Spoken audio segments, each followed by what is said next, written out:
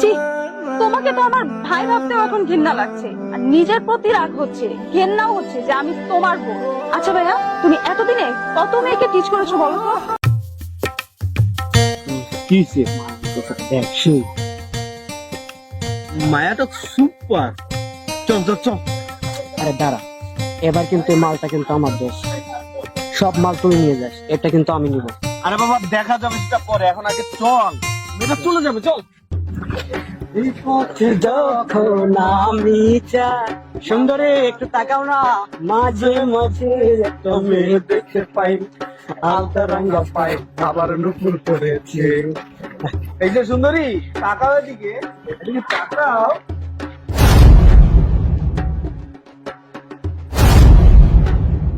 এই চল। আরে দাঁড়া না, আমি তোকে যেতে বলেছি, চল। আরে দাঁড়া না, তুই তো সবসময় যতবার মেয়ে পটায় তুই শুধু নিয়ে যাস, আর একটা মেয়ে আমি পাই তার তো সহ্য হচ্ছে না। দেখ, তুই আমার বন্ধু, আর তোকে আমি এখান থেকে যেতে বলেছি, চল। আরে আমি যাব না। আমি তোকে যেতে বলেছি, চল। না আমি যাব না। যাবি না? না না।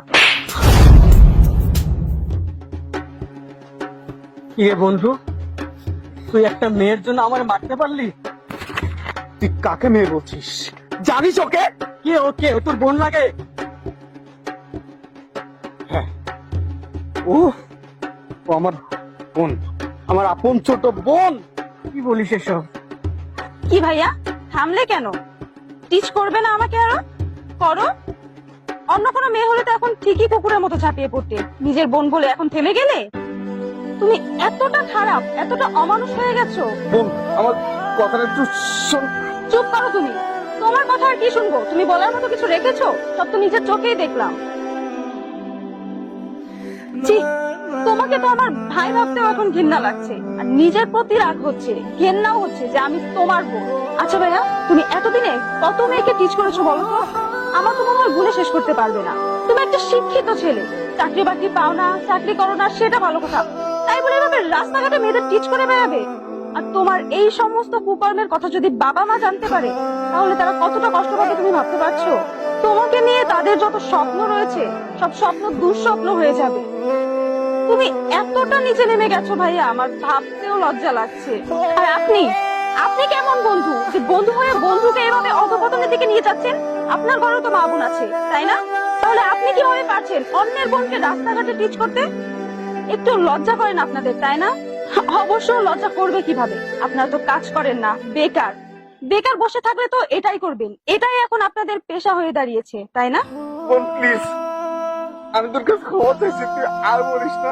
আমি আর নিতে পারছি না বোন, আমি অন্যায় করেছি, অনেক মেয়েকে টিস করেছি, অনেক মেয়ের সাথে খারাপ ব্যবহার করেছি, কিন্তু আজকে আমি আমার নিজের বোনের সাথে করবো সেটা কখনো কল্পনাও করতে পারিনি। আর তুই ঠিকই বলেছিস, আমি মানুষ নেই, আমি পশু হয়ে গেছি। আর একটা পশু তো তার রক্তের সম্পর্কের কারোর সাথে কোনো খারাপ ব্যবহার করে না। আর আমি তোর ভাই হয়ে তোর সাথে তোকে টিস করেছি। বোন, আমি তোর হাত দুইটা ধরে, তুই আমাকে ক্ষমা করে দে। আমি আর কখনো এমন কাজ করবো না, আমি তোকে প্রমিস করতেছি। আমি আজকে থেকে সব মেয়েকে আমার বোনের মতো করে দেখবো। আমাকে তুই প্লিজ ক্ষমা করে দে। আপু, আমাদের ভুল হয়ে গেছে, আমার বন্ধুটার কোনো দোষ নেই, সব দোষ আমার।